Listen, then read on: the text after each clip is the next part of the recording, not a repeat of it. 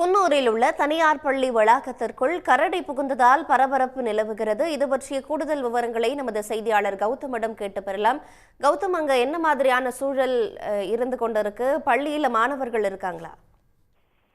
நீலகிரி மாவட்டம் குன்னூர் மற்றும் கோத்தகிரி அதன் சுற்றுவட்டார பகுதியில் கரடிகளின் எண்ணிக்கையானது தற்போது அதிகரித்துக் கொண்டே வருகிறது.